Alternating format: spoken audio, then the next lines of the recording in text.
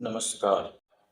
आइए आज हम लोग कुछ सरल सममिकाओं के बारे में चर्चा करेंगे। सरल सममिकाएं।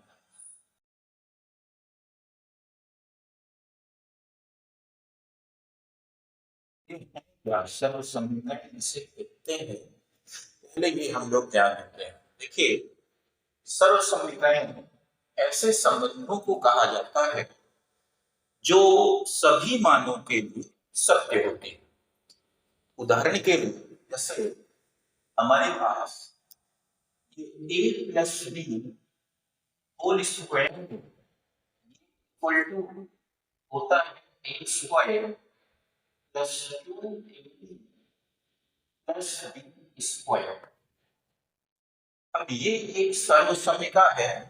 इस सर्वसम्मिका के दो भाग हैं, एक लेफ्ट हैंड साइड का भाग और दूसरा राइट हैंड साइड का भाग, और इनके बीच में क्या है, इक्वल का साइन, जो ये बताता है कि लेफ्ट हैंड साइड और राइट हैंड साइड एक दूसरे के इक्वल है।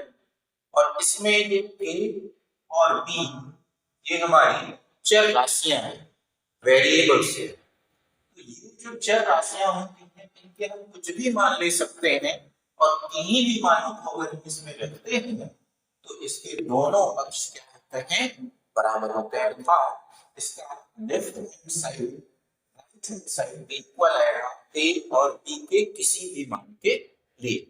तो हमें यही समझना है कि जो सर्वसम्मिका है प्राप्त कैसे होती है, कैसे ये आई हुई। तो आइए देखते हैं। सबसे पहले हम लेफ्ट हैंड साइड एलएचएस की बात करते हैं, बाएं पक्ष की बात करते हैं।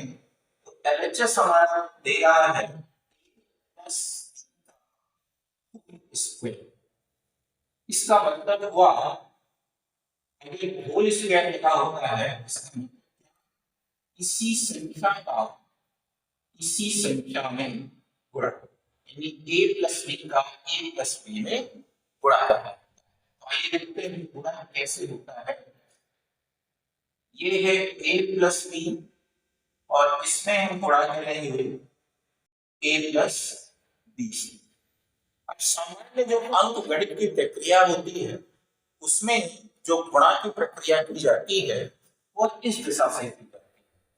अगर हम इधर से गुणा करते हैं और जो प्राप्त होते हैं उनको लिखते जाते हैं, परंतु क्योंकि ये क्या है, अलजेब्रा है, ये बीजगणित है, बीजगणित में यह प्रक्रिया हम विपरीत दिशा से करते हैं। अर्थात इधर से न करके प्रक्रिया इस साइड से करके राइट तरफ से करके हम लेफ्ट साइड से लिखना शुरू करते हैं, थोड़ा भी लेफ्ट साइड से ही करते हैं। पाई के लेफ्ट साइड ए का ए के साथ गुणा होगा और फिर इसी ए का बी के साथ भी गुणा होगा, फिर इसके बाद इस बी का गुणा ए के साथ होगा और फिर बी का गुणा बी के साथ होगा। इस तरह से गुणा, तो ए का गुणा अगर हम ए के साथ कर रहे हैं तो ए का ए के साथ गुणा करेंगे तो क्या आएगा, ए स्क्वायर आएगा। और फिर यहाँ प्लस है तो यहाँ प्लस लगाएंगे, क्योंकि यहाँ साइन देंगे तो प्लस है और प्लस का मल्टीप्लिकेशन प्लस ही होता है, प्लस ही होता है। और a का b के साथ गुणा करेंगे तो a b, a का इन दोनों पदों में गुणा हो चुका है। अब हमें क्या करना है, इस b का गुणा इन दोनों पदों में करना। तो हम एक पद छोड़ के तब इसको लिखना शुरू करेंगे।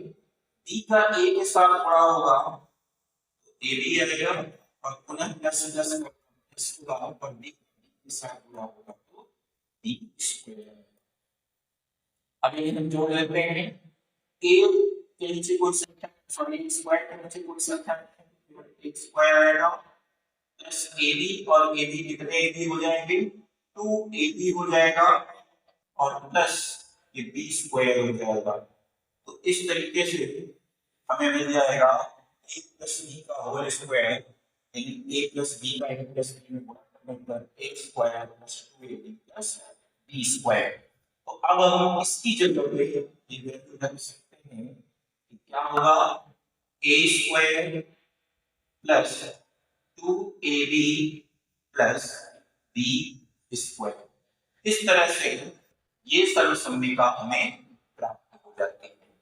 ये a प्लस b का होल स्क्वायर क्या होता है, a square plus 2ab plus b square. अब ये थोड़ा सा कंफ्यूजन होगा कि कैसे a का के साथ अगर हम गुणा करते हैं तो a स्क्वायर कैसे हो जाता है, b का b के साथ गुणा करते हैं तो b स्क्वायर कैसे हो जाता है, और a का b के साथ गुणा करते हैं तो ab क्या है। ये अलजेब्रा के गुणन के नियम है, इनको समझना है। क्योंकि जैसे अगर हम a का a के साथ गुणा कर रहे हैं तो एक्चुअल में हो क्या रहा है, यहाँ पर a की घात 1 है और इस वाले में a की भी घात 1 है, और जब गुणा किया जाता है जुड़ जाती है, बेस दोनों की सेम है, घातें जुड़ेंगी तो a की पावर 1 प्लस 1 हो जाएगा और 1 प्लस 1 क्या आएगा 2 आएगा, यानी a स्क्वायर a का a के साथ a स्क्वायर इस तरह से आता है। इसी तरह से b का भी a के साथ गुणा अगर होगा तो ये पावर 1 है, जब गुणा करेंगे बेस दोनों की सेम है जुड़ जाते हैं और ये b स्क्वायर हो जाता है। तो इस तरीके से a का a के साथ गुणा a स्क्वायर हुआ, b का b के साथ गुणा b स्क्वायर,